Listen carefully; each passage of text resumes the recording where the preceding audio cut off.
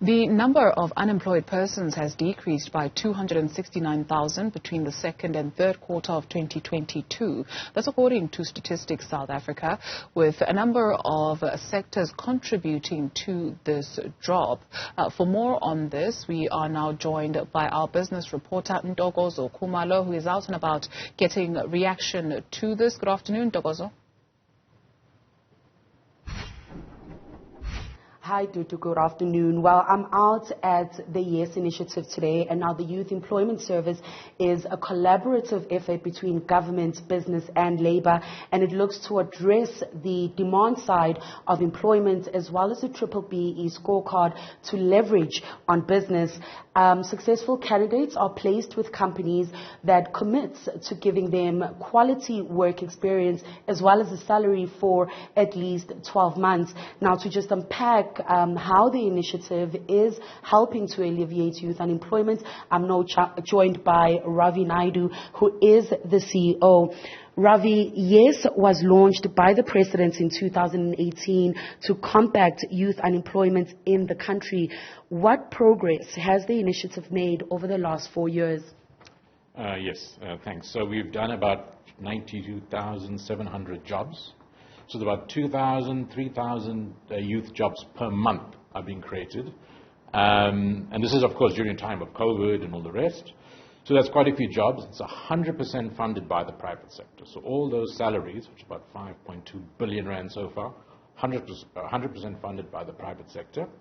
And the youth are going into future-facing sectors. So as much as possible, things like drones, becoming drone pilots, coders, green jobs. Not all technical jobs. Some of them are things like baristas and things, but all those are jobs of the future. And so we focus on the quality of the jobs, quality of the experience, and we're finding that a very high percentage of them find employment permanently when they finish, or they go into entrepreneurial activity. And so these 2,000 to 3,000 a month, if many of them become the future professionals in the private sector or the future entrepreneurs, it also has a huge impact on jobs. And just touching a little bit more on, the tech space that we started on, even though graduates do have a much, simpler path to employment, we are seeing that, there are young people who are still struggling to get jobs in those sectors.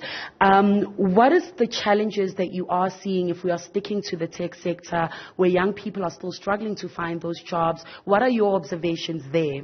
Right.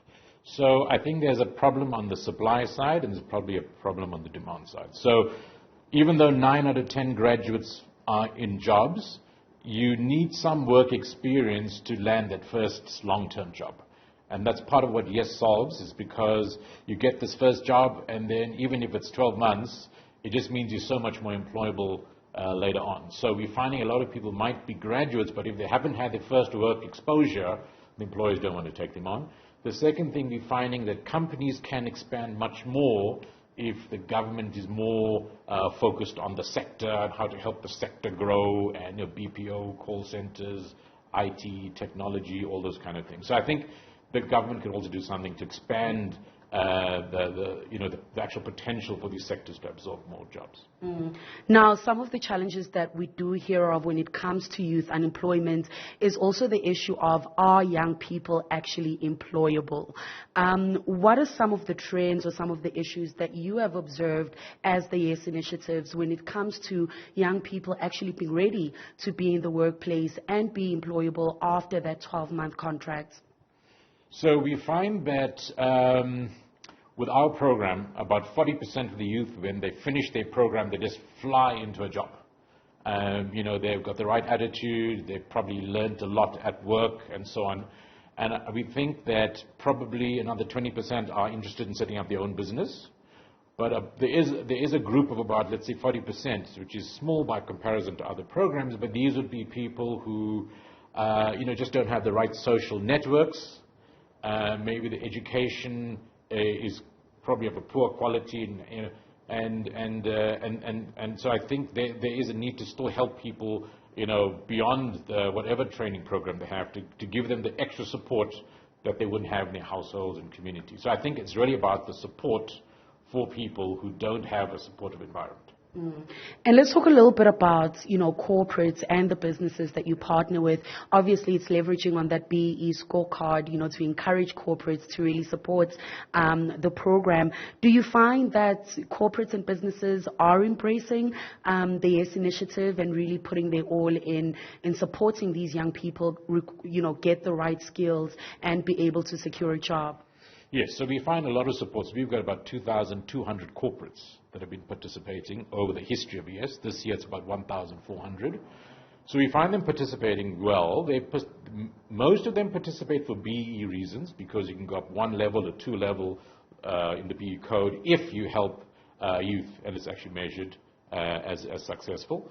But we find that a number of corporates are also interested about this thing called ESG, which is really environmental social governance, because it's a social impact program. So even for international investors, you need to have a good ESG score. So we take the BE score as very important, but we know that corporates also need other more global reasons to show they are good citizens. So I think youth and youth jobs are being seen as an international requirement. South Africa obviously, but also globally. So we're finding that the more it's put as a proposition for South African company, not just to be successful in South Africa, but even internationally be well regarded, these are important programs. Thank you very much, Fabian. Pleasure.